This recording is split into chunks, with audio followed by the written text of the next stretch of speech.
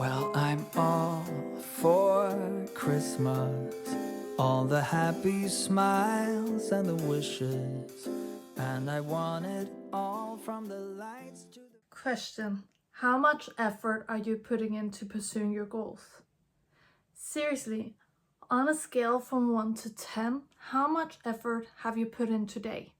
How much effort did you put in yesterday or the day before that? And how much effort are you going to put in tomorrow and the day after that and the day after that? It's easy to talk about goal getting all day long, but it's harder to go out there and achieve your goals and create your best life. At some point, we just have to decide to walk the talk. And it can be really hard and it can be really uncomfortable, but it's also very necessary. If we keep expecting that a new outcome will somehow magically appear from the sky and fall down on our heads while we keep on doing mostly the same things we've always done, then it's just a fool's errand. At the moment, I am watching Cobra Kai with my 12-year-old, and I am basically ecstatic that they have made such a great sequel to the Karate Kid movies. I was a huge fan, I am still a huge fan. I was a huge fan when I was a child, and those movies hold a lot of meaning for me. And I think that's because it is about pursuing your goals, your dreams, your best life at their core. So there are two main reasons why I love Cobra Kai so much. The first is this whole new Daniel, Johnny Lawrence narrative in which the backstory is fleshed out a lot more. I love that because it proves that very few things in life are black or white. There are a lot of gray zones in life, and I love that. I think they're doing a brilliant job. It's really hard to figure out throughout the series if we are team Daniel or team Johnny, and I think that's just brilliant. For the purposes of our conversation today, we are pretty firmly team Johnny, and that's the second reason I love the show. Because it has reintroduced the concept of badass into my life, and I think over the past months that this concept has actually helped me a lot, and I think that it might help you as well. Let's hear what Johnny has to say about your potential. Doesn't matter if you're a loser or a nerd or a freak. All that matters is that you become badass. No matter who you are, you can reach your potential if you tap into your inner badass. And just to let you know, from now on, every time I say the word awesome, what I really mean is badass. I'm not taking too many chances. I don't want the algorithm gods to bury this video. So for now, we're playing it a bit more safe. From the age of 18 to the age of 20, I was pretty awesome. I lived in Switzerland and I went mountain biking in the mountains because that's where you go and do stuff like that. Like my life depended on it, and it was really hard and it was really challenging, and sometimes when we were riding up a hill, we would ride so slowly that the bike almost keeled over with us on it. And sometimes I would be so exhausted that I seriously considered taking a nap in a ditch. It was that hard, but it was also really awesome. Then I went into the Air Force to train to become a technical officer.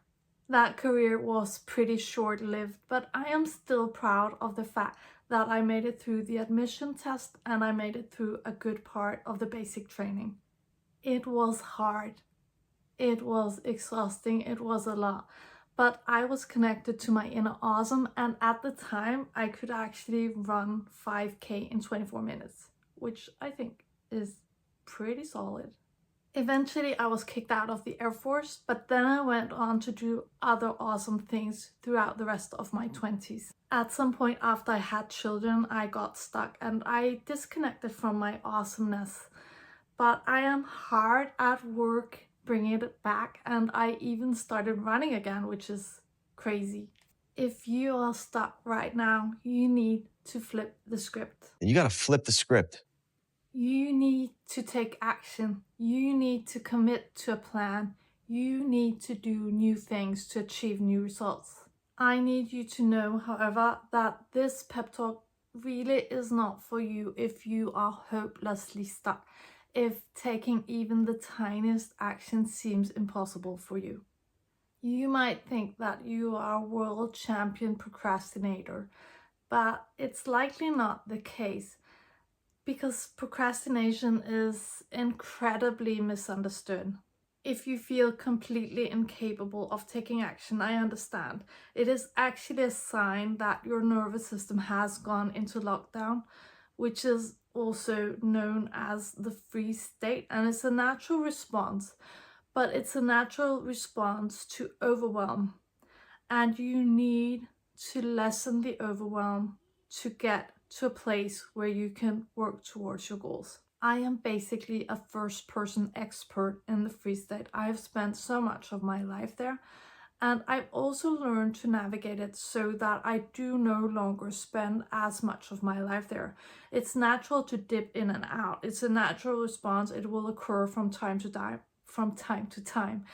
But I don't want you to get stuck there, and I can help you out of that perpetual state of freeze. I can be your sensei minus the strikes and the kicks and, oh yeah, the karate. So yeah, I can be your sensei, or better stated, I think your coach, and I can help you navigate your way out of a never-ending freeze state. Yeah, so maybe not sensei, but I can definitely be your coach. And as a coach, I want you to know that I am definitely more of a Daniel than a Johnny, but I might still ask you, nicely though, to find your inner awesome. As for those of you who are not stuck, I want you to dial your inner awesome up a notch.